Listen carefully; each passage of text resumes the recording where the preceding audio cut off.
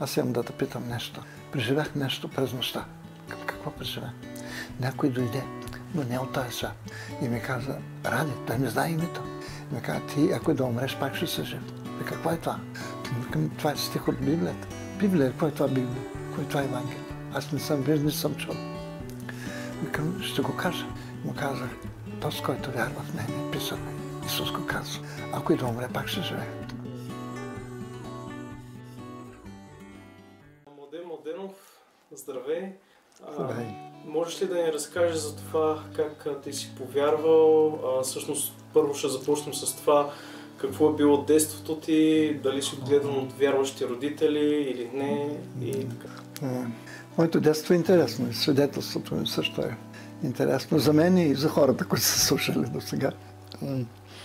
Роден съм в село Малък манастир, близо до Елхово, 37 година.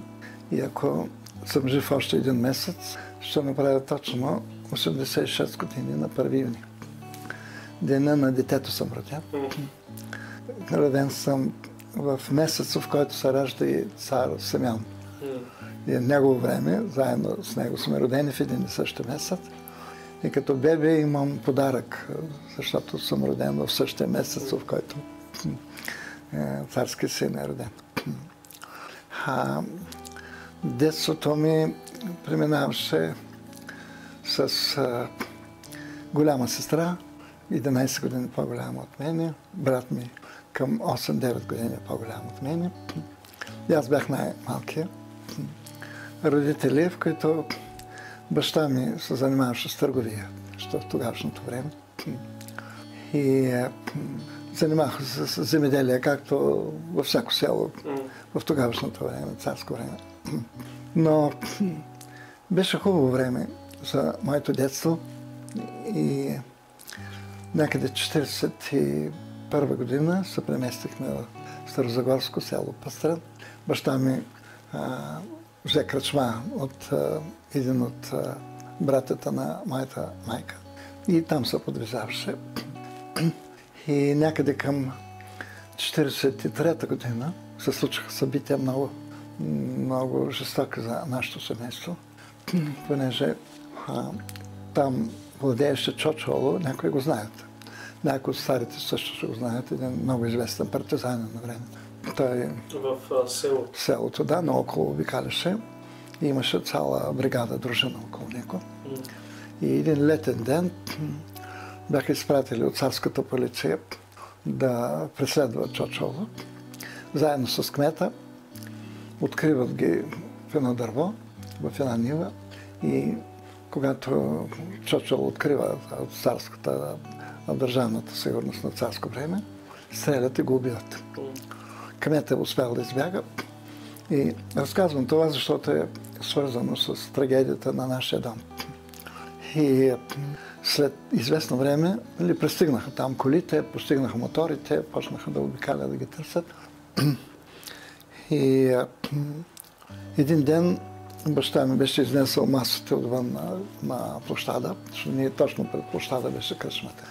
И там беше седнал един овчар, оставил стадото си там на Мегдана и пристига при него един от царската полиция. Те са имали сведения, че това е так. Извади пистолета и го разстреля на масата. Моя брат, тогава по-голям от мене, сервираше масите, услужваше ги. И отива и му каза, защо уби човека. И той насочва пистолета срещу него. В последния момент моя брат прави движение и удра долуто. И куршума минава покрай главата. Но баща ми му вика да бягат навътре към двора, през кръчмата. И той хуква да бяга след баща ми. И цялата каса на вратата беше надупчена с куршум. Той стреля сериозно също тях. Имали сведения, че от кръчмата баща ми помага на Чочоло на време. Но след 30-40 дена брат ми започна да се оплаква. Каза, виждам черни хора около мене и започнаха припадъци, епилептични припадъци. И това е в следствие на това, което се случва преди? Треса, която куршума край главата. Започнаха моите родители лечение. На времето имаше много голям специалист, А той на колко години е бил тогава? Германец беше. Тогава беше около 16, 15-16. И моите родители почнаха лечение, да го водят тук-там. Обаче болестта се засилваше още повече. Не признаваше нито лекарства, нито нищо. И след това се преместихме в търговище в Северна България. Баща ми обичаше панережистка да обикаля така по панаирите. И аз оттам. С него съм карал детството с каруцата, с касите с бира, с кацата с вино. Беше много интересно. Панаирите, всички новости ги виждах там, защото там се обявяха, там и новите песни на хармониум. Един крачен, някой пее, събират, се приписват жените, песните. Това беше място на информация, какво става в България. Друго нямаше. По-късно излезе вече радиото, но по-късно. Чак 60-68 година, това излезе вече и телевизията дойде в България. Но за мен беше интересно така от място на място. На времето съм гледал брати Соколови. Всички починаха, бяха майстори на мотора. Имаше глобус на смъртта. Решетки желязни догоре. Той влиза вътре в нещо като глобус. Влиза вътре, запалва ямжетката мотора и почва да обикаля. После почва целият глобус.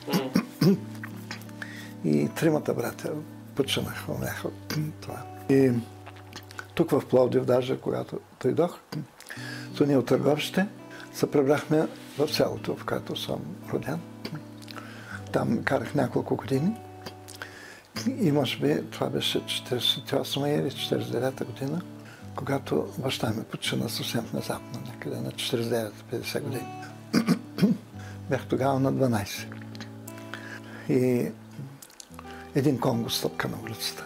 Той съпротивеше много на вярата.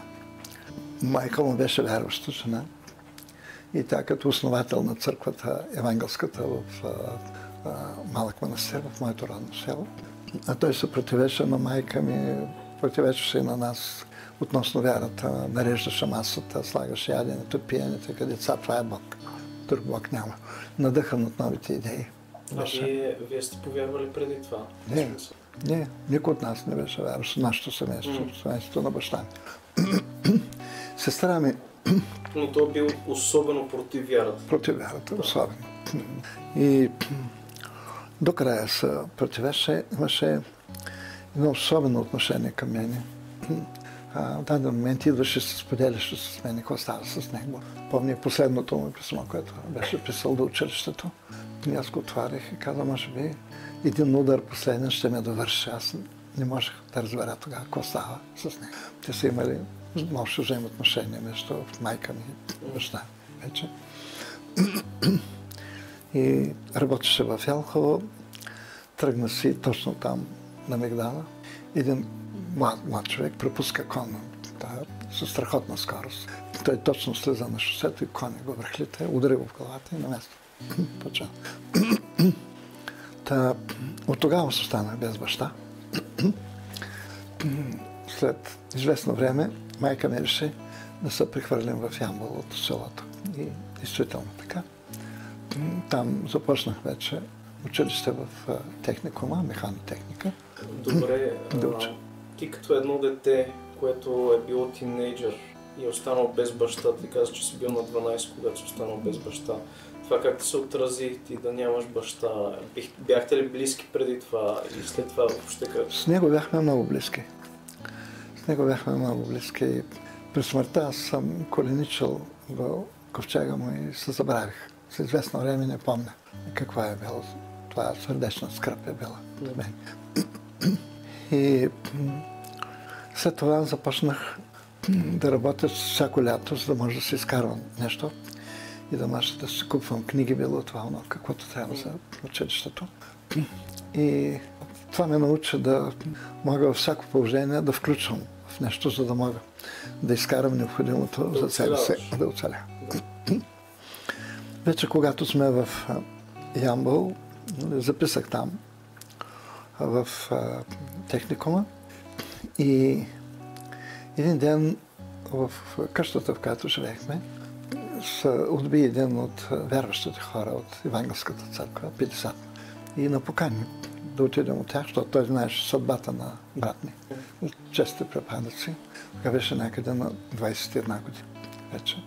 И припадъците се увеличаваха. Къде около 2 часа го държаха припадъци. Той след това не можеше да се обрави въобще.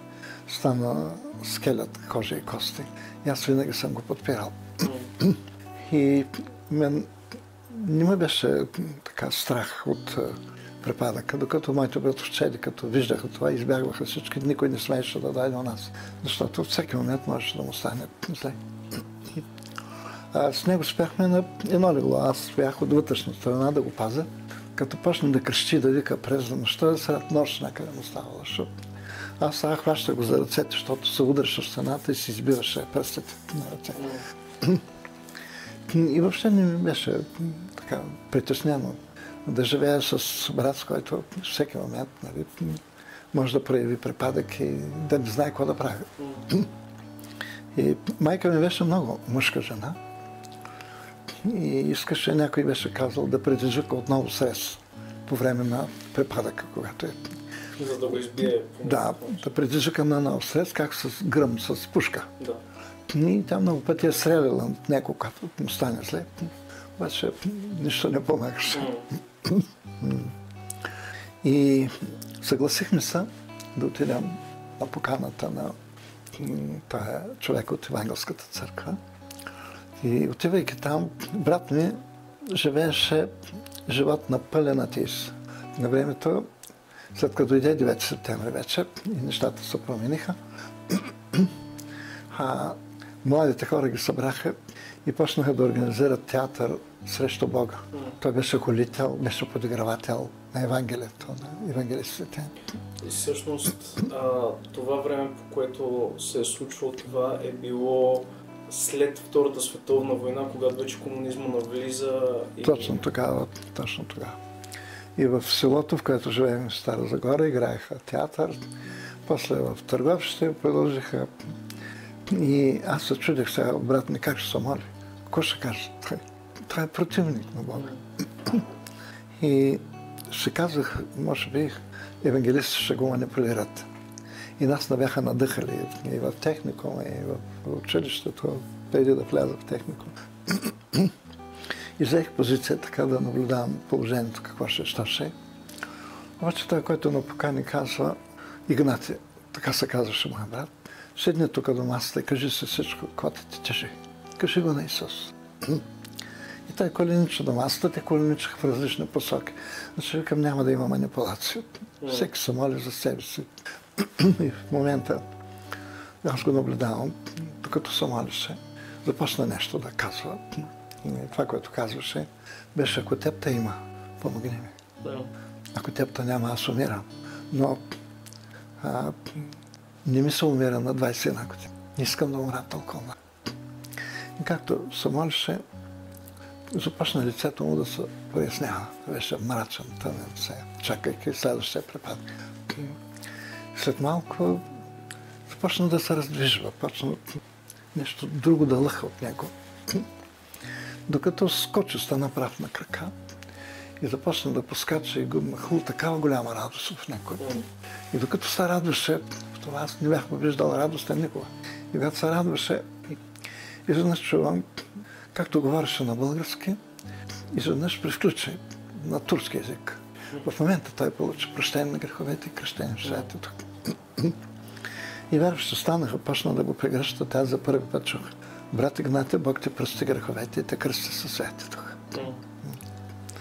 И тръгнахме се вече за нас. Аз се мъча да го хвана, защото го хващах под ръката, беше скелет буквално. Той върви пред мен и не мога да го стигна. И говори на езици и не може да спре. Отиваме у нас. Аз седнах и го наблюдавам, той продължава да говори на турски, към какво става моя брат. Турчен стана. И му трябваше време така да се послука и да слезе на земята. И седнахме така заедно и тогава той ми казваше, да знаеш, че ние много сме се заблуждавали. Има Бог. И той беше при мен тази вечер. от сега нататък ще видиш какво ще стане с мен. А ние много се обичахме с него. Беше много бурен поради болестта. Много се ядосваше, крещеше, викаше, заяждаше се. Обаче не беше брат и ми беше много любим брат. И там в първото семейство, в което се родих, аз вярвам, че Бог ме учеше да обичам родителите си такива, каквито са.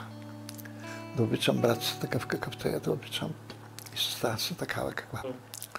Там ме научи също времено да защитавам слабите от семейството. Бях винаги до него. Винаги до него. Където и да отиваш. Не ме беше страх от препадъците, от демоните, които го нападаха.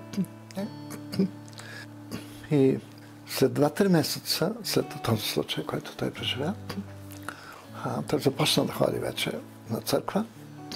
Водеше и мене понякога. И един ден се връща в църква и казва на майка ми: събирай куфара, тръгвам да търся работа. А той от всякъде беше изгонен. Никой от шефовите не поемаше отговорност, ако стане зле между машините. И майка ми събра куфара. В начало реагира: къде ще отиваш? Ти от всякъде ще изгонен.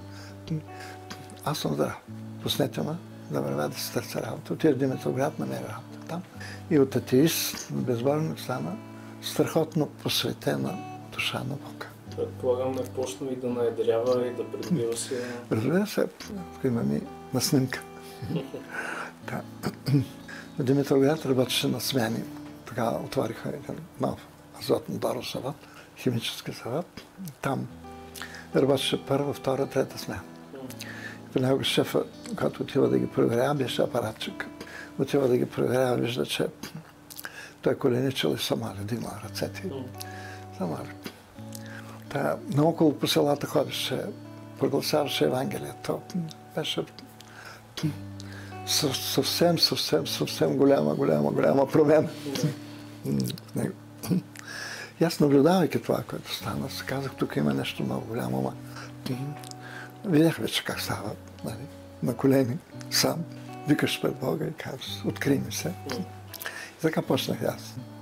Като намеря свободно време, обичах сам да се моля, да мога сам да се проверя нещата. Казвам, ако в мозъка на моя брат има нещо нарушено заради епилепсията, аз съм физически, психически, всячески здрав. Искам да видя как ще работи върху мен. И на 16 май 1952 година, точно на 15 години съм, и се прибирам от практика от техникума. Минавам покрай моя леля, а те бяха вярващи.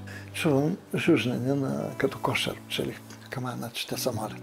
Затворих вратата, след себе си в един ъгъл се свих и още със сядането на молитва усетих, че някой иска да измъкне всичкото зло, което аз съм вършил. Всичките ми грехове.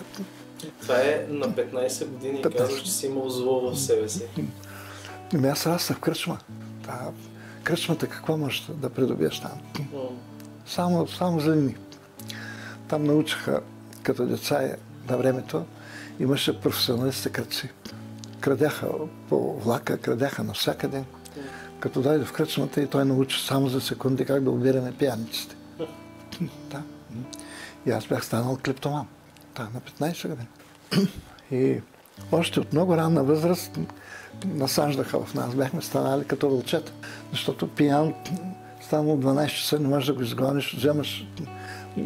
Баща ми имаше брат ми имаше желязен лос, майка ми имаше и на две през рулетката, слагат рулетката за рулетката и го изкарват на майка. Бяхме станали вълци. И започна да изказвам всичко, което е вътре в мен. И дойде един момент, когато усетих, че вече се изпразни всичко. Казах всичко.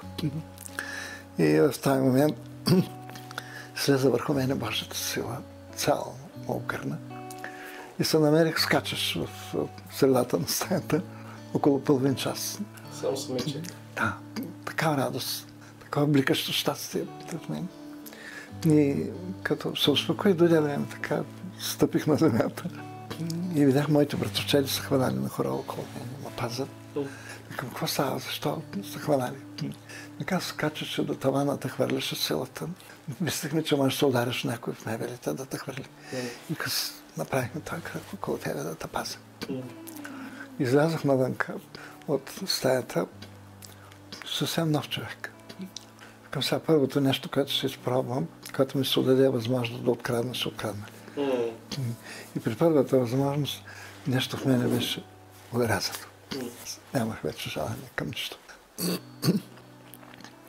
И така започнах да посещавам църквата вече редовно. А някъде, когато бях на 12, моята сестра по-рано от нас повярва. Тя е кръстена на баба ми. И бяха много близки дружки. И тя от баба ми е научила нещо и тайничко съм молила. И един ден, когато бях още на 12 години, тя каза, ела да ти кажа нещо. Отидох при нея. Каза ми, днеска аз бях в пост. И Исус дойде в стаята. И ние разговаряхме 2 часа с него.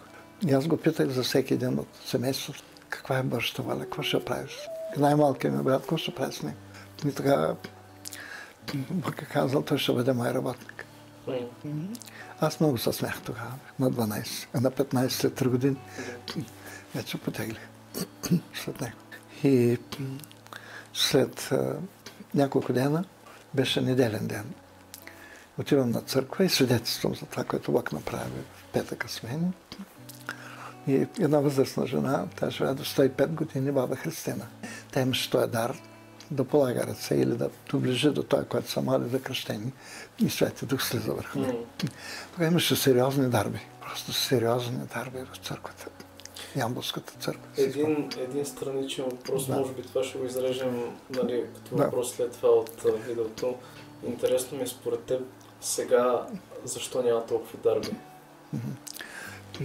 Комунизма изтърга всичко от църквата. Изтърга всичко от църквата. Заледи църквата. Заледена обстановка, как ще работи светата. Още последствията ги търпим, макар и колко 30 години след това. Последствията ги търпим. Тогава вече аз почнах да усещам постепенно призива си. И на моите 15 години първата ми употреба беше в един дом. Пасах крава, имахме крава на края на Ямбол живее. Майка ми я доеше и аз вземам гъмчето на другия ден, обикалям, продавам мляко. И пристигам в един дом и жената вика, всяка сутрин ще ми оставиш по 1 литър мляко тук. И аз всяка сутрин минавам и един ден я заварих така до това и почнахме разговор с нея. И тя се разкри сърцето, казва, моя мъж беше съдия. Но каза, при промените го хвърлиха в затвора.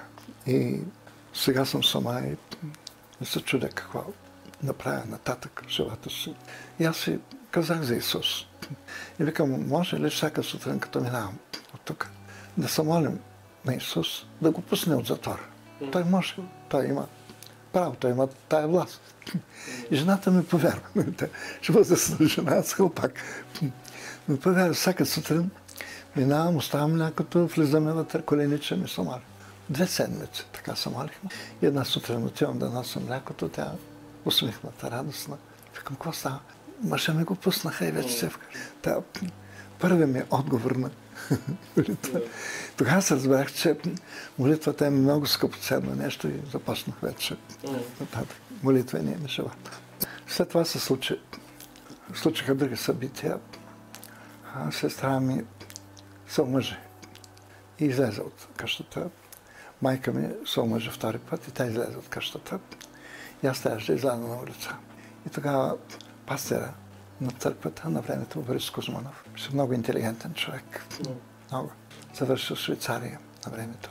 Сан Кришон е едно много голямо библейски институт. С езици, с орган, с музика, с всичко.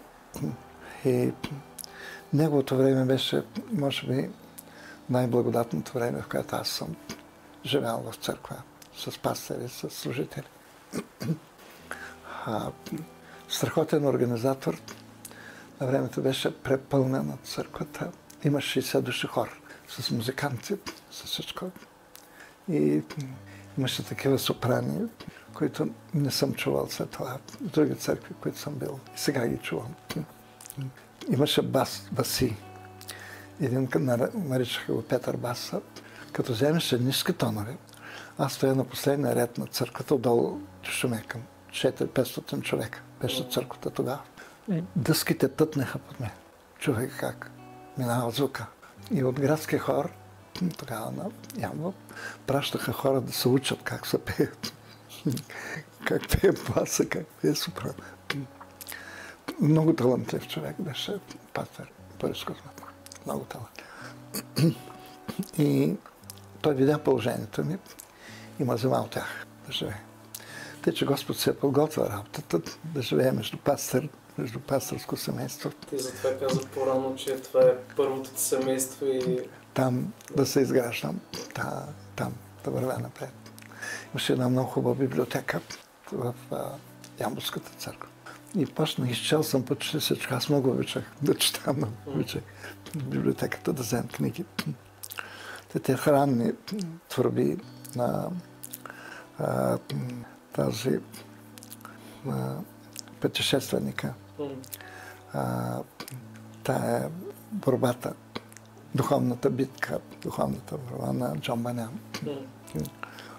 Много рано съм ги чел всичките тях. И това даваше отражение върху мене, малко или много. И 55-та година те решиха да се преместят в Пловдив. И ме поканиха и мене, защото пастърското семейство ги гониха. Защо ги изгониха? Започнах живота си там в Ямбол, между тях, и станахме като брата и сестри с техните деца. И като дойдохме тук, ми беше като мое семейство, което се чувствах действително добре, прият. Аз ги приемах, те ме приемаха. И това беше последната година от техникума. Тук завърших в Пловдив. Тук щях да кажа нещо за излизането им от Ямбол. В тогавашно време имаше дякони, имаше презвитери, които не можеха да приемат проповедта за изцеление в раните на Исус. И те почнаха спор с него. Той получаваше материали от чужбина, тук оттам. Превеждаше ги материалите и там нашумяваха вече въпросите за божественото изцеление. И той с стихове, с всичко излизаше пред църквата. И аз слушах разговорите им. Те казваха, защо говоря за изцеление? Ние, когато сме болни, сме получавали най-хубавите откровения. Защо ни е изцеление? Защо ни е здраве? Отблъскваха и него. И се наговариха и го изгониха. Това, което го обвиняваха, той обичаше спорта, обичаше да отиде на матч. Там живяла на запад, или там съвсем друго. Вярваше те. Що ходи на матч и защо проповядва за изцеление, когато най-ни е добре, когато сме болни. А в това време, долу в църквата, дарбите работеха и ставаха изцелени. А дяконите, презвителите не бяха съгласни. Какви ли не вълни са минавали пред църквата, какво ли на противостояние, буквално написаното слово. И го изгониха и по този повод ни дойдохме тук. Междувременно с брат ти какво се случва? Брат ми след време почина внезапно от апандисит. Несполучлива операция и почина. Имаше годиница вече, щеше да влезе в брак, всичко беше готово. И внезапно стана това с него. Тук вече в Пловдив църквичката беше от 30 човека. Имаха я за голяма църква. Тук биеха се кой да дай да проповядва. 30 човека. И накрая вече на годината, 56-та, аз завърших, трябваше да отида в казармата. Бях в Сливен. 2 години, изкарах ги там и се върнах в Ямбол, но не можех да намеря работа и Пловдив ме се обадиха пак. Тук дойдох и започнах вече. тук в Пловдив първото ми запознаване с моята жена, като момиче, преди да ми стане жена. Беше тук в Пловдив. Тя близо до моето родно село. Това е Тополовград. Баща я водеше, щяха да се преместват вече в Пловдив и се срещаме близо до църквата. Там ми той каза, запознайте се с моето момиче. Това е. Тя беше в гимназията. И тогава дойдоха да живеят, където аз живеех в църквата, живеех в канцеларията. Имаше някакво помещение навътре, там се трупаха багажници. И записа тя училище, започна. И постепенно се породиха така чувства, влечение един към друг. И тогава един ден тя ми казва, ако ние се оженим, знаеш, че аз съм бездетна. На мен ще ми правили операция от перитонит. Последните 20 минути съм спасена.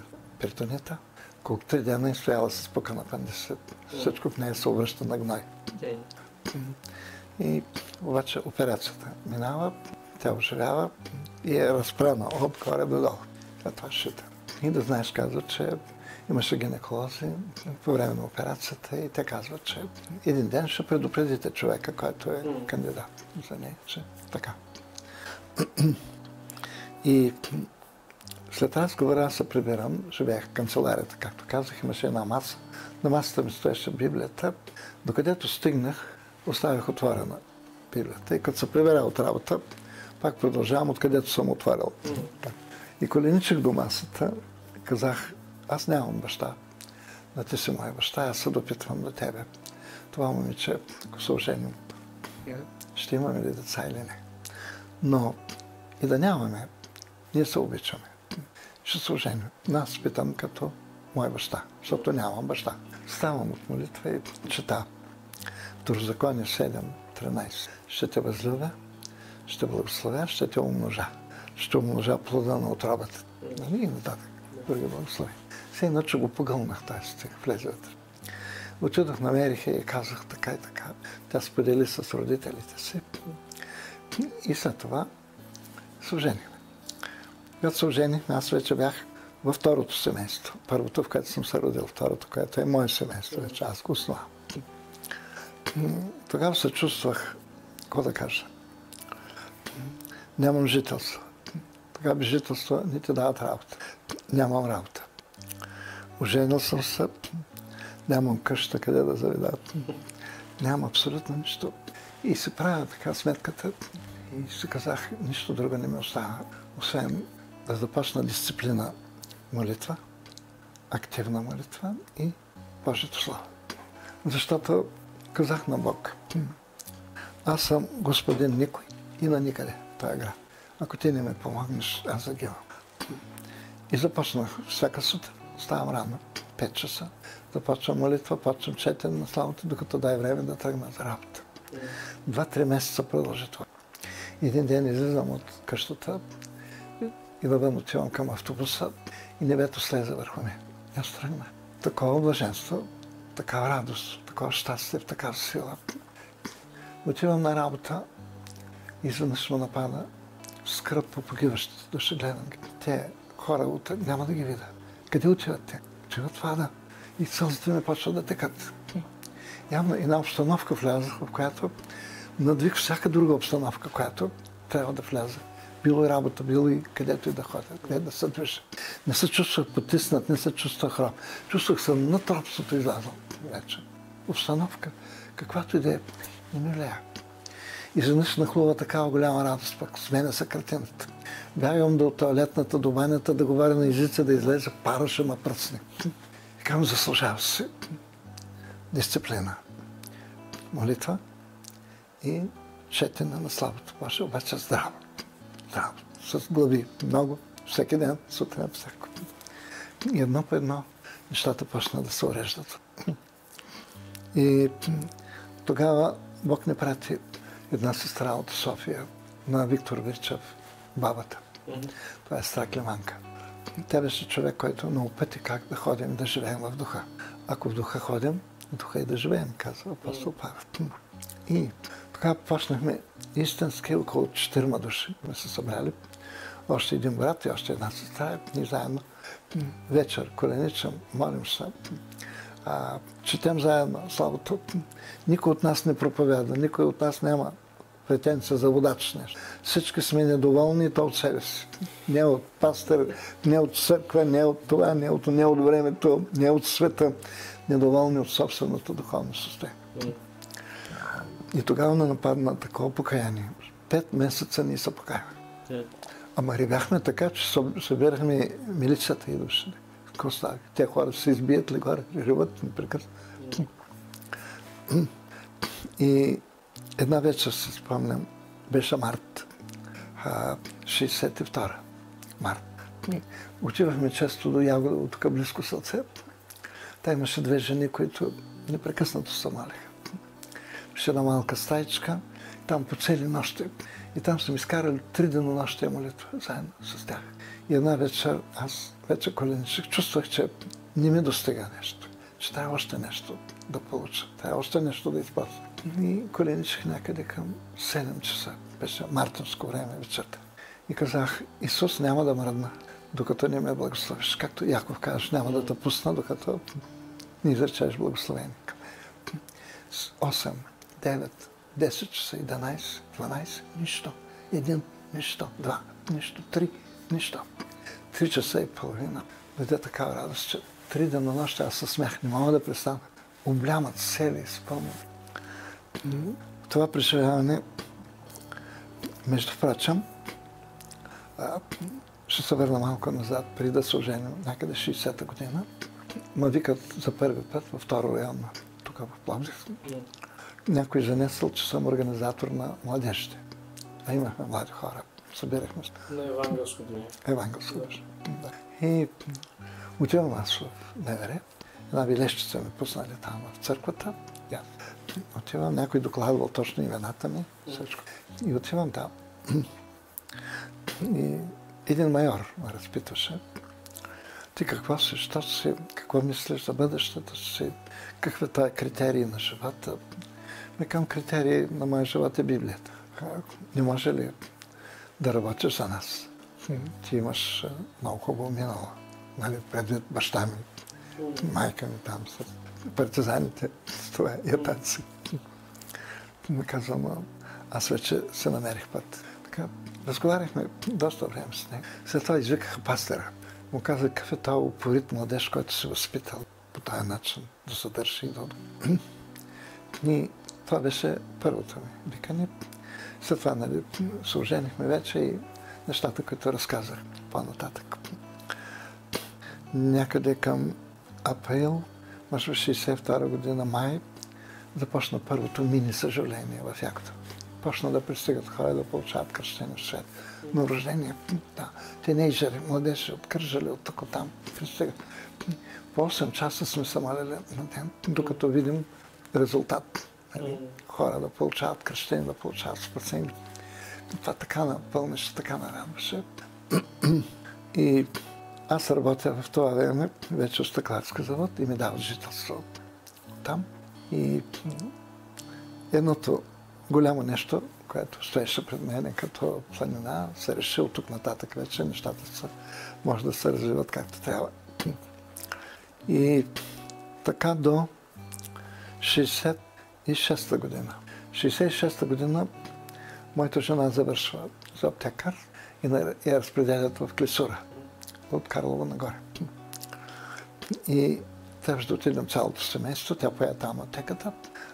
Аз търся работа в Карлово, не ми дадаха работа, в Сопот също. И от другата страна на планината, в Пирдоп, в този методобивния завод, един от най-отровните заводи на Балкански полуостров. Там всеки ден имаше некролози, всеки ден умираха хора. Такова загазяване, че влизаш в гъста концентрация само с противогаз. Да можеш да огледаш машините и бягам за 2 минути и с противогаз не можеш да издържиш. И може би не можах да направя и година, когато личен състав ми извика и казва, до днес си на работа. Ти знаеш защо? Споделях с хората вярата си много хубаво. И излизайки, още сутринта преди да отида на работа, аз чувах съвсем ясно всичко. съдейства за добро на тия, които любят Бог. И отивам на работа и ми сервират това, освобождават ме от работа. В същия момент започна едно строителство, те са високите мостове. Там, на тая магистрала горе, под Балканската вече. И работеше там, водеше строителството един заместник министър, който излиза в отпуска, Стефан Харбов, по строителството. И той излезъл в пенсия, но работеше за медал, да се увеличи пенсията. Започнах работа при тях, той веднага ме прие. Започна, та имаше машини, за които вече отговарях. И един ден ми споделя, че търси млад човек, който да изпрати в Италия. Точно по тези високи мостове там. Архитектура страхотна по изграждане на мостове в Италия имаше тогава. Снимки, всичко, албуми. Аз не се съгласих. Очаквах нещо друго да се случи. Очаквах призив от Бога. И когато отказах, след това, през това време, ще се върна малко назад. През това време, след като се оженихме, една година, действително жена ми не може да се бремене. Отиваме на консултации, казват, положението е това. Което ви казаха, това е. Усиновете си дете и така, продължете. Колко хора правят това и вие го направете. Започнахме всяка вечер да се молим на основание на обещанието, което получих. Още преди да се оженя. Всяка вечер, всяка вечер, всяка вечер. Точно на годината нещо стана с нея. Та казва, нещо става. И тогава нямаше видеозон, нямаше това. Отиваш. И пробата беше на жабата. Жабата сипват от урината на жената, ако умре, значи е бременна. Ако жабата оживее, значи не. Няма видеозон, няма нищо тогава. Примитивни средства. И изпробаха на жабата, жабата умря. Те разбраха, че има нещо. Почнаха са догадки. Тумор, рак, не знам какво, не знам що си, съмнение. Накрая стомаха расте. Петия месец ще настъпи отваряне на цялата. Тя отгоре да долу ще. Той стомах трябва да расте. Петия месец мина, нищо. Ние продължаваме да се молим. Някъде 6-7 месец аз вече добих кораж в моите колеги, започнах да им разказвам. Имаше бездетни, от 10 години нямаха деца.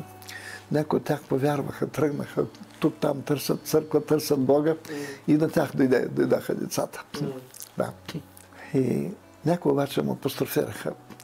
Ми казаха, има толкова случайности в живота. И това е случай. Може да е една случайност. Защо държиш точно на това, че Бог ти е казал, че Бог го... И това ме ангажира. Казвам, Господи, ако е чудо, деня, когато детето се ражда, по свръхестествен начин да ми кажеш, че днес детето се ражда. Никой не знае кога се роди. И на 5 юли 63-та година. И тази година моята дъщеря става на 60 години. Съм радост. И отивам на работа на 5 юли, оставяме напълно добре. Тя много леко носеше религия. Много леко една. И отивам на работа и някъде към 2:30 след обяд отивам на... работим заедно с един колега на една голяма машина. В момента той се запиля някъде. И аз оставих сам на машината, така обърнах очите си нагоре към Бога. Просто призовах името му. И в момента в мен протече сила и устата ми сама изговаря. Дете родила се на руски. И аз казах, какво беше, с което беше моята оговорка с него, в свръхестествен начин да ми каже. Значи днеска е. И в 5 часа излизам от работа, имаме среща с нея. Към 6 часа е църквата. Имам точно време да отида до църква. Отидох в църквата. Седна, тогава няма телефон, няма как да се обадиш, няма как да провериш. И отивам на църквата, сядам точно срещу вратата и сега дебна вратата се отваря, влизат хората. Напълни са църквата, започна църквата, тя не дойде. Пастора почна да проповядва, тя не дойде. Свърша проповедта, последната песен, няма. И тогава дойде пастърката, жената на моя пастор ми каза, знаеш, че тая вечер си сам. Така към 2:30-3. Тя даде вече резултатите, извикахме бърза помощ, закарахме в болницата и може вече да се е родило детето, бягай в родилния дом. И няколко младежи хукнахме през будършика и отиваме там в болницата, свирим така от 5 на това сигнала и тя отвори прозореца, се обади. Към какво стана? Вика, роди се. Имаме дъщеря. Притесняваха се и докторите как ще се роди, че може да има нещо увредено по детето, в кръченцата, в главата, това. Его, роди се. И по-расно стигна до 60 години. Бог даде още едно, втората ни дъщеря, тя сега в Щатите, даде още едно и тя е тук най-малката дъщеря. Така, с Лигия вече сме в Клисура. Тя беше някъде около 3 години, 2,5-3. И аз работя там и веднъж имах едно преживяване в работа вече в Средна гора. И там градихме те големи стълбове и след това магистралата. И влизам в стаята, имаше канцелария на един технически ръководител. Влизам, сядам, започнахме разговор с него, не знам защо отидох там, точно при него. Някакъв проблем ли имаше за решаване заедно с ръководителя. И тази веднъж почна да ме фиксира. И разбрах, че иска да прояви хипноза. Той е бил хипнотизатор. И ми каза, виждаш ли детето си сега? Виждаш ли дома си в Клисура? И аз разбрах и вътре в мене нещо отреагира. По-велик е този, който е в мене, този, който работи в света. Към нищо не виждам. Но непрекъснато този стих започна да звучи. По-велик е той, който е в мене, той, който... И накрая той се умори. Седна. Втори път се втораче, вече с пълна сила. И почна пак, виждаш ли сега? Детето си, виждаш ли това? Към нищо не виждам. И така да е грохна. Кога му грохна? И каза, кой си ти? Какъв човек си? Аз тогава извадих Евангелчето. Почвам си да жабна Евангелчето. И почна да му говоря. Почна да му чета. И той вика, значи ти не само познаваш Евангелието, ти го и тълкуваш. Викам, да. Кажи ми, какво да правя с хипнозата? Тя не може да те надвие. Разбирам, че има сила много по-голяма от... Викам, зарежи я. Върни се пред семейството, беше напуснал семейството, децата. И тръгнал тук-там да хипнотизира жени и да ги привлича, да ги прибавя към контингент за него. С този човек се случиха събития след това. Той казваше как да напусна работа. Викам, подай се заявлението, напусни се, прибери пред семейството си.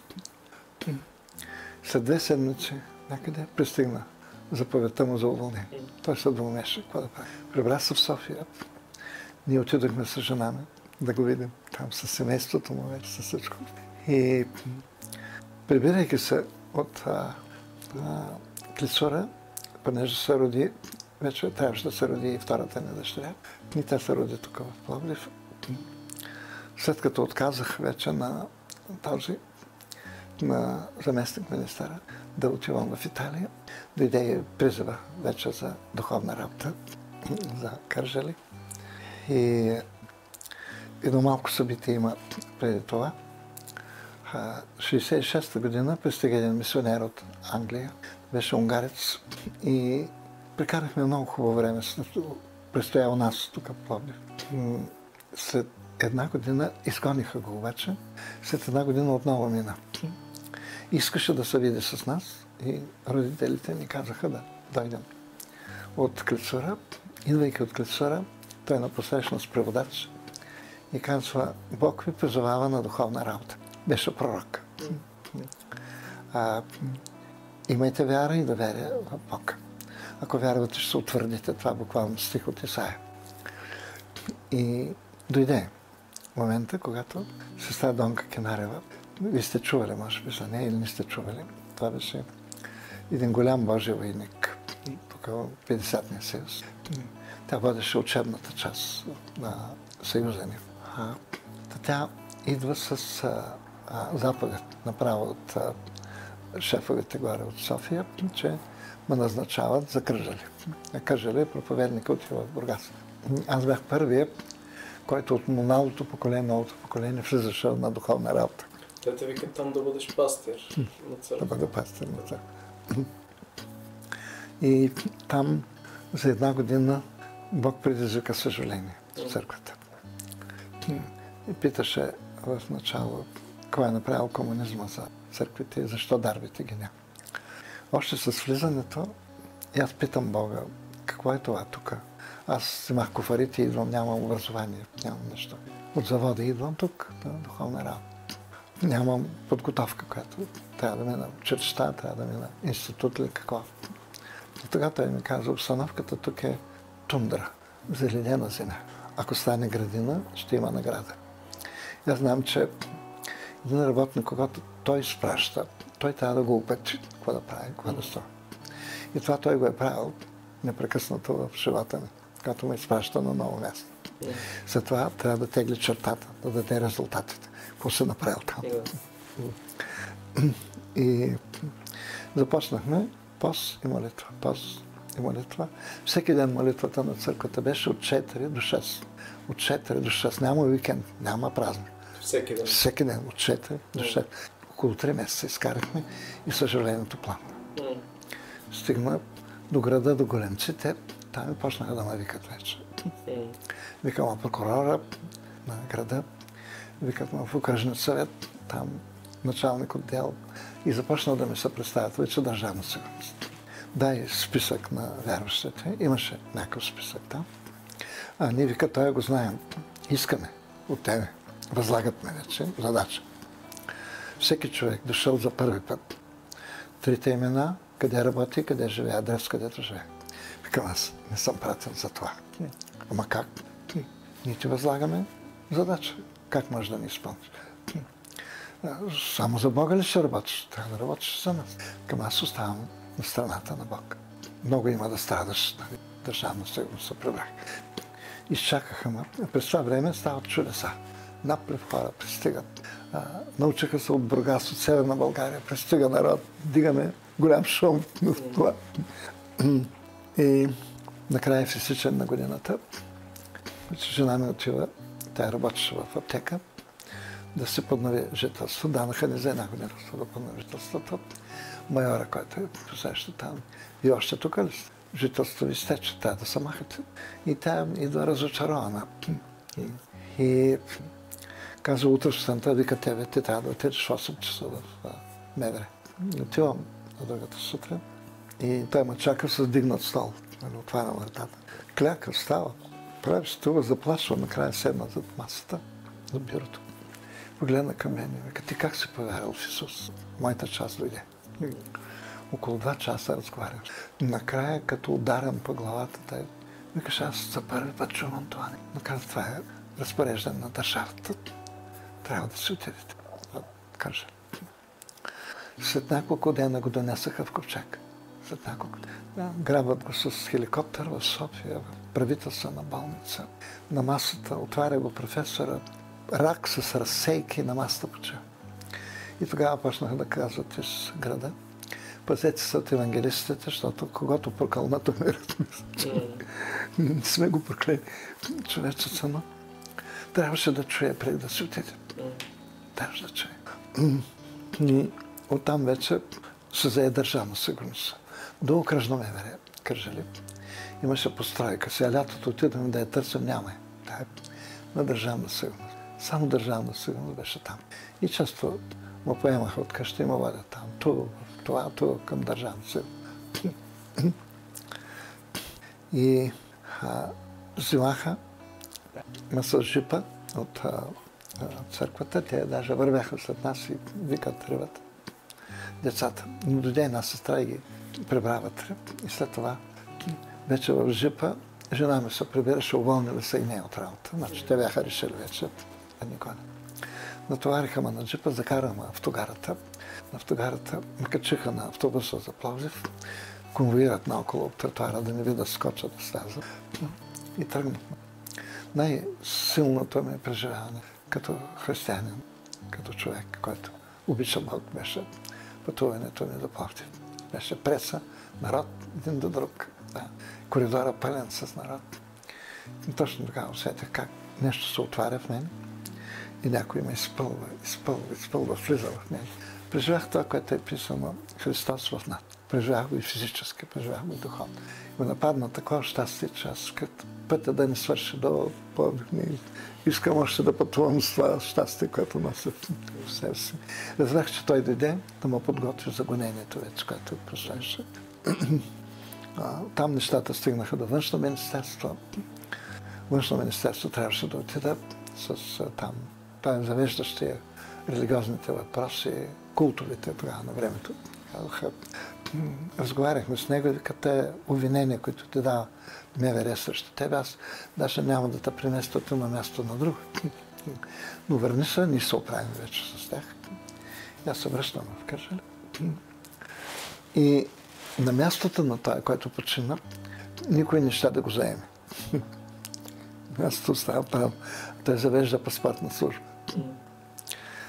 И по този повод стояхме още една година и още няколко месеца, докато накрая Държавна сигурност вече да поеме в ръцете си всичко. Викаме шефа там, един полковник беше, след това стана генерал. Представител от София имаше от Държавна сигурност също. И почна разговор с мен, предизвикваме. И така нито съжалявам, че млад човек имаш. Младо семейство, деца имаш малко. Викам, ние пък съжаляваме вас, защото не вярвате в Бога. Той избухна, пламна. Той е от София, почна да се смее в разговора ни. Така положението е такова, веднага се махаш от Кърджали. Веднага съм. И така, преместих се тук в Пловдив. Продължихме да ходим първата неделя от месеца в Кърджали, да даваме Господна трапеза. Не веднъж ме предупреждаваха, не отивай тази път, ще те чакат и ще затварят. Те реално са действали само срещу теб, а не срещу вярващите, които са от църквата в Кърджали. Не. И отиваме заедно с жена ми, изкарваме службата, сутрешната, изкарваме вечерната служба. И след това се прибираме. Раздаваме Господна. Стоят на ъгъла, точно двама цивилни, стоят. Минаваме покрай тях, като мумии стоят. Отиваме, свършваме службата и излизам като мумии. Те продължават там. Всичките заплахи, които хвърляха, останаха безпочвени. Но изгониха на края на кръщата. Така. Чакаха да мине някъде 2-3 години и тогава дойде заповедта за интерниране. Ще отивам, викат ме в МВР, беше март месец 74-та. И четат ми заповедта в друго помещение. Заминаваш за там, това е положението. Старши лейтенант размахваше заповедта. Вътрешна прокуратура имаше Държавна сигурност. Направо, че четат това, без гласност, без съд, без нищо. Изпедирате. На 16 март трябва да бъдеш в Елхово, да се представиш в МВР Елхово. И това аз пътувам. Беше петъчен ден. В събота трябваше да се представят, а те в събота не работеха. И аз отидох, имаше пастор в Елхово, имаше църквичка, там отидох, проповядвах следващия ден. В понеделник отивам сутринта в МВР. Той, който стоеше там на портала, казаха да чакаш, стоя на пейката. Цял ден ме държаха вънка, да стоя на пейката. И да чакам 5 часа, след това. Ме извика шефа там. При него събрал всички Държавна сигурност от... И защо са така? Какво си направил? Как може да те изпращат тук? И казвам, време е да ви свидетелствам. И започна да им говоря. Живота са там. Моя край е тук. Не станал. Моето раждане, моето детство е било. Свидетелствам им, качиха ме на джипа, вечерта вече, и тръгнахме не към моето родно село, тръгнах в обратна посока. Ще закарам там, където няма вярващи. Ако те закарам твоето родно село, има вярващи, почна да ги събираш, ще им правиш проблеми. Трябва да те места някъде друг. Карам там, дето никой няма да ти обърне внимание. Действително, беше село наситено с такъв атеизъм, такъв комунизъм. Червената маса, всички червени, не дават нищо. Подготвили селото, заведахме там, събраха там. Те управляващия кръг от общината, от това. Оставяме го тук. Бях по тази с около 2 седмици в самата община. Там милиционерската стая, която. И след това ме освободиха да се търся работа. Намерих се работа. Започнах. Общината, която ме регистрират, всички събрани са. Новост, някой човек пристига тук, млад човек и той интерниран тук, трябва да го пазим. И при регистрацията паспорта се там дават и тая бирничката, както я вадят, бирника на селото, изригна, като змия, просто изригна отрава. Всякъде другаде може да се успял, но тук няма въобще да пробиеш с никого. И хората стояха по прозорците, когато минавам по улицата. Така, наблюдават като извънземен. Никой не смееше да приближи при мен, защото беше им казано с този човек да не разговаряте никакъв разговор. Започнах работа и след това, някъде юни, като свършиха децата, дойдоха и семейството ми. Разрешили се. И така започнахме. Първият човек, който повярва, беше една учителка. Живееше през една къща до нас. И идва един ден, съвсем изненадващо, и говори с моята жена и казва: аз искам да станем приятелки. Моята жена казва: приятелство със света, вражда срещу Бога. Ти мъжът ти е заместник партиен секретар на селото, ти си учителката, учител. Какво общо ще имаме? Така, да не мислите, че аз идвам за нещо друго, аз идвам заради вашия Бог. И тогава почна да дава преживяване на хората. Бог.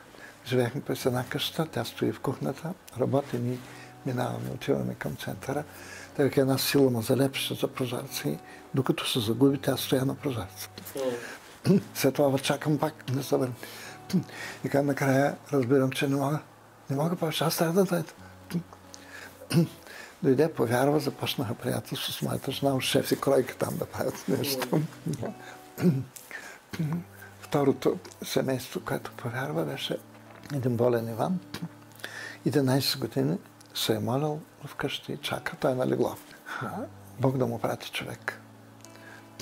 И този човек да бъде истински християнин, да се моли за него. След 11 години ни пристига. И там почнахме приятелство с него, почнахме връзка. Той и жена му повярваха, предадаха сърцето си, без ние да знаем, че когато дай време ние да си излезем, той ще застане начало и той ще бъде проповедника на селото. Да, на легло. Там ги събираше, там раздаваше Господната вече. Третият човек, който повярва, беше, те наместиха 1, 2, 3 квартири. На втората квартира една жена идваше всяка вечер с черно, с гуменетки, с батериката, вечер стига към Данче, ще дойде да чуе нещо от славата и да се моли. Ма нищо не разбира горката. Нищо. Ама утре вечер пак ще дойде.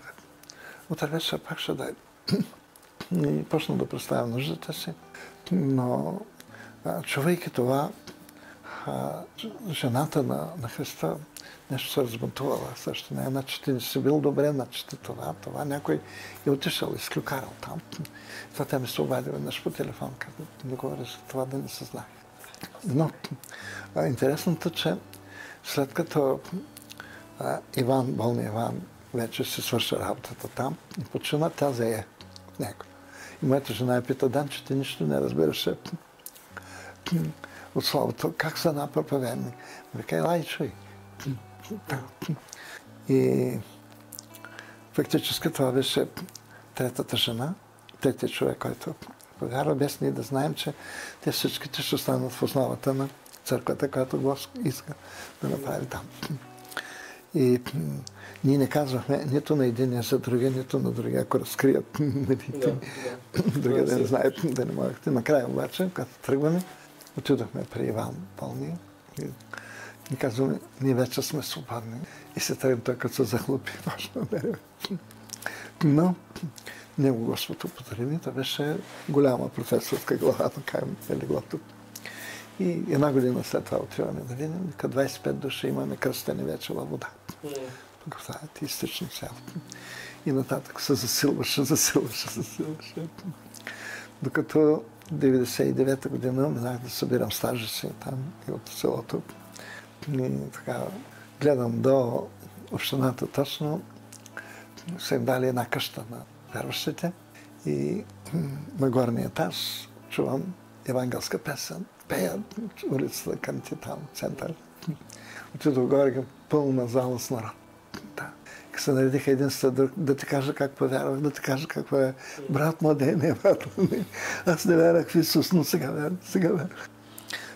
Истински бях щастлив там.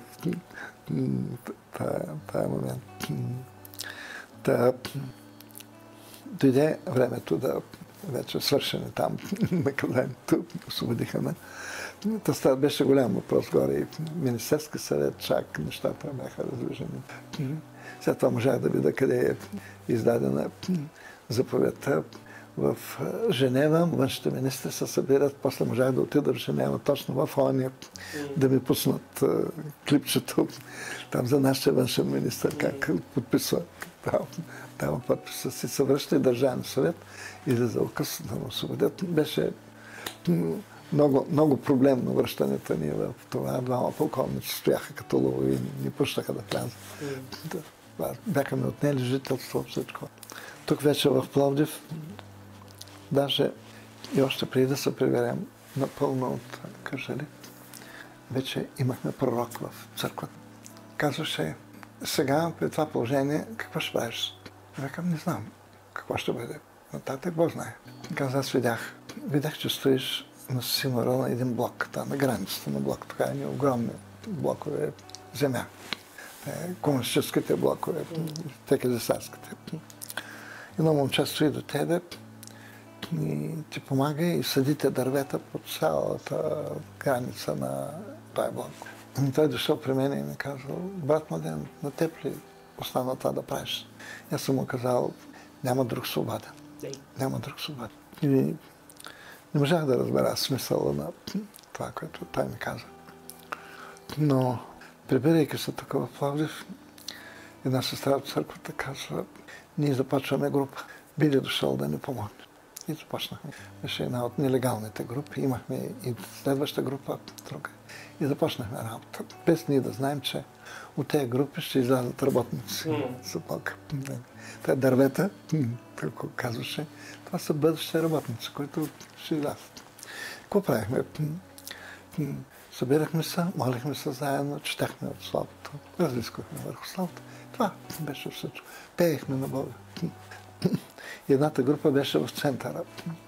И като дойдох тук от интернетето, започнах работа. Инвеститорски контрол по строежите на Тракия. Тогава започнахме да строим гради. Така че имах много време.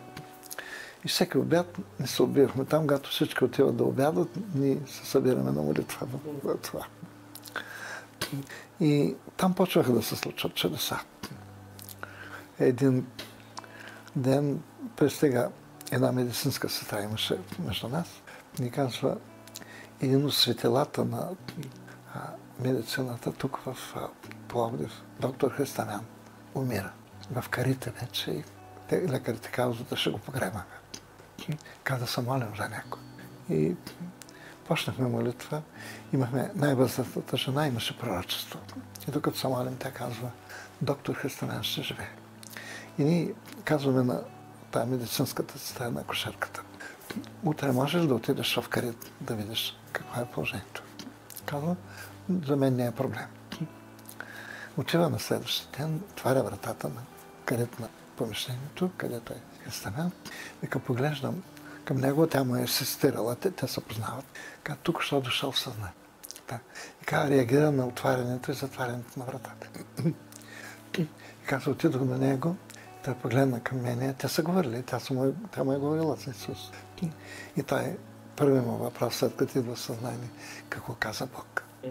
А така Бог казва, че доктор Христамян ще живее. И се върна към живота. Много години след това изпълняваше практиката си. Тук. Една жена на строежа тук в Пловдив, като обикалях, нали, инспектирам кой какво трябва да прави, коя бригада какво да прави. И един технически ръководител. И той човек ще гониш. Жената дойде, беше зима. И ми вика, аз съм писателка, Блага Делчева. Пиша книга в момента. Обаче вкъщи ме е студено. Биде дошъл да ми помогнеш, да направиш нещо, да стане топло, да мога да пиша.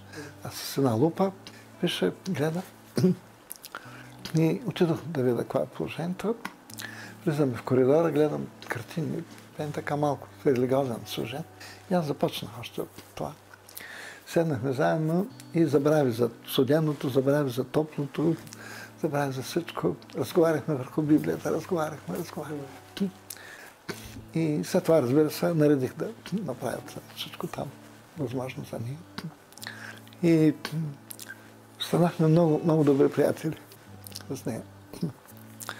И тя ми разказва следното. Преди известно време бях решила да се сложа край на живота. Мъже един от известните музиканти тук викаха му чудото, преподавател в Лейта беше тук в музикал. Бухем. Еде пие, сина и архитект по таваните на общината с върдаля, пияни, той залян. И вика, нямам смисъл, за какво да живея. А тя самата е завършила в Германия юрист по времето на Хитлер. Каза, знае неговите речи, аз съм слушал, участвах в младежкото движение съпротивително срещу Хитлер. И оттам ме обявяват за активен борец. Той е активен борец. Сега иска да следва Бог. Вика ми, ще дойдеш където аз отивам. На обяд ги вода там в групата. Почваме да се молим, Бог е благослови. Изля благодат върху него. Получи кръщение в Святи Дух. И около година и половина живея, след като тя се покая и получи кръщението. Почна застъпничество за мъжа си, за сина си. Понякога идваше цялата на петна към Коста, вика ходатайство. И един ден ми казаха, че тя е в болница и иска да отида да я видя. Отидох. Подкрепи ме малко да стана, да се помолим. Молихме се заедно. Излизайки вече, тя е починала, отиде в небето. Но това, което изпроси за мъжа си, се сбъдна. На погребението активните борци бяха изненадани, че пастиря погреб. И мъжът тогава беше съкрушен. Дойде при мен и ми каза, от днеска нататък, където ти отиваш, аз ще идвам. Заряза всичко, приятели, бухемство. И почна да го води в същата група. И първи път, когато отидахме там, тая жената, домакинята, беше разочарован. Той мирише от всякъде на цигари. Той денонощно пуши. Вика, не го води, той ще ми мирише къщата. Викам, по-добре тук да мирише, да не мирише в ада. Нали? По-добре. Вика, тогава по-добре. И още в първия път той седнал, аз до него. И започнахме молитвата. Молихме се на колени. И аз не го притеснявам, нали, че да сяда на колени или да не го закачам. И с на колени, че ли се моли, изведнъж го изстреля от стола долу на земята по очите. И почна да се моли, почна да вика, почна да преживява нещо. И той се е казвал, ако има нещо оттатък гроба, нали, жена ми вече замина. Ама дай ми да видя нещо. Дай ми да видя нещо. С това е дошъл. Падайки долу, духовните очи, Бог ги отваря и вижда облак бял, който пада върху цялата стая. И казва, от облака излезе Исус. И ме гледа и ми се усмихва. И аз го гледам. И каза, изведнъж дръпна ръката си. И показа Блага, неговата жена. Млада, усмихната, сияща. Там падна неговата неверие. И от този момент нататък вече тръгнахме заедно. Добре, ти разказваш как благовестваш на различни хора и как различни хора се спасяват, получават кръщение в Святия Дух и така нататък. Въпросът е обаче, че това се случва в едно време, в което вярата е гонена и в което време е опасно такова нещо да се прави. Сега въпросът ми е, нямаше ли доза страх, притеснение, какво може да се случи с семейството ми, с децата ми, с църквата ми, с мен самия дори? Да. Когато минаваш между вълците и те не могат да те загризат, така страхът ти се изпарява съвсем. Отивайки към Попово с джипа, заобиколен от всички страни с милиция, пищовите. Съм си мисля, тук в тези чукари спират ми, ме изкарват напред. Какво ще правиш, бе? Питам аз сам себе. И в момента търся песен, с която да запее, да се замина. Та минавайки през пресата, те представя вече, като че ли безразлично. Какво ще става с теб? В Попово, Да. Какво се случи точно? Какво преживяваш там? В Попово... И защо всъщност си там? Попово интерниран заради вярата. Да. Заповедта гласеше за активна религиозна дейност. Го интернира. Махаме го. Интернирането не беше за определено време. Те затова се ядосваха тук полковниците. Беше за винаги. И там ми казваха, купувай къща тук за село, защото Пловдив няма да го видиш вече никога. Там ще остава. И почнаха да ме товарят с несвойствена работа. От едно място на друго, това, което никога не съм го правил, иска да го правя. И там точно пък аз получих вече предизвикателство да отговарям с вяра. И видях, че вярата работи. Че вярата се изгражда, че вярата се усъвършенства. Точно чрез тези предизвикателства. Един от случаите беше качват ме на комбайна. Аз никога не съм виждал комбайна. Никога не съм женал, никога не съм бил комбайн. Комбайнера ме качва по нареждане. Качвам се на комбайната и той ми показва. Нали, всичко един ред цял изкарваме. Накрая на реда той слиза, вика, сменяме се. Качва се и продължаваш. Аз не съм ориентиран нито габаритите на това, нито съм карал някога. И се качвам. Ще приемам предизвикателството и тръгвам да обръщам това туловище към следващите редове. И не съм забелязал въобще аз, че при завоя задните колела попадат в пропаст. И цялата машина тръгва надолу с устрема. И аз правя движение, вече не знам какво правя, но да го правя. Да включвам ръчна газ, да стъпвам на педал, да включвам на първа. Нали? И това цялото туловище се дига от пропаста нагоре върви и излиза на равното място. И гледам, те се прививат от смяхта, комбайнери. Те са очаквали, не най-лошо, да се случи смях. А тая материална част, чисто нова, щяха да ме съдят. А те търсеха начин, причина, с който да ме съдят. И ме поставяха в такова място, в което да се издъне в нещо. Край. Невъзмутимо си нагласям комбайната в следващите редове и до края на жътвата си бях там. Кориха ми клопки, непрекъснато клопки. Да има някакво основание. Също той ми беше казал един от Държавна сигурност от Елхово. Каза, всякъде другаде може да имаш привърженици, но в моето село, ако те заваря, да му мислиш. Селото се казваше Камен върх и аз пътувах с шофьор, който беше от Камен върх до съседно градче. Там след това се прехвърлих на работа и един ден нося си яденето, влизам в автобуса, той цял ден дреме в автобуса и вечерта връща, 5 часа обратно. Сутринта накара, вечер навръща и сега той човек чува разговорите. Обаче не пък е спален, не пък е относно Бог. Един ден бях изненадан с багажа си. Отивам в автобуса, към Ради, хай да похапнем нещо. Той е такъв, дремеше, поразбуди се. Вика, ти хапвай ме, аз имам да те питам нещо. Преживях нещо през нощта. Какво преживях? Някой дойде, но не от този свят. И ми каза, Ради, той не знае името. И ми каза, ти ако да умреш, пак ще се жив. Какво е това? Викам, това е стих от Библията. Библия, какво е това Библия? Какво е това Евангелие? Аз не съм виждал, не съм чул. Викам, ще го кажа. Му казах, този, който вярва в мен, е писано. Исус го казва. Ако и да умре, пак ще живее. Тук целия настрахвам. Да знаеш, тая вечер вземаш москвича, пристигаш в Камен връх, ще събера целия род. И аз тръгвам. Рут само беше свободна и тя дойде с мен.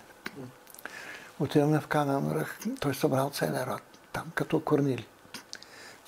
Вика, тази човек ми каза нещо, което никога не съм чувал.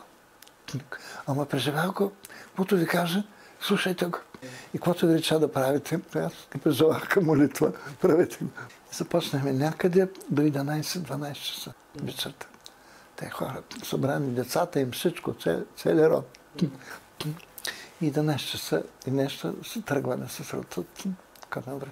Излизаме на кръстовището и изведнъж светнаха фаровете от всякъде, обиколено с милиционерска коли. И слизат от това, аз спряхме. И идват, викат, крещат, къде си бил, какво си правил? Да. И аз излизам от колата и към Рут спокойно. И отивам назад към багажника, те с батериите идват, осветяват всичко. Отвори багажника. И имах плитки чесън, който продавах тогава. С разрешение на МВР. Бях изкарал много чесън. Се обадих до МВР. Може ли да минавам да продам чесън? Реколта голяма изкара. И имах разрешение. И един погледнал, той човека се продава чесън, ако го закачате. И разпиляха се и тръгнаха се прибрах. Табак ме избавише от всичките клопки, които ми кореха враговете. Та слава на Бога за всичко, което той направи. Въпросът ми към теб сега би бил на първо място като един човек, който е виждал църквата в миналото и какво се е случвало в църквата в миналото и какво се случва сега в световен мащаб и в църквата. Каква е твоята надежда, така ще го кажа, за църквата въобще, за вярващите в България? Да. Ами, това, което Бог ми каза 90-та година, като застъпвах вече тук в Пловдив, с моята жена стоим на платформата, Вирчев положи ръка върху мен, Стоян Буков положи ръка върху нас двамата. И тогава видях как Исус приближи и ми каза следното: ще ми позволиш ли да приготвя църквата за моето идване? Той взема в ръцете си относно църквата. Явно човек не може да се справи тук, който и да е, каквато и власт да му я даде. Аз разбрах, че той ще подготви църквата за неговото идване.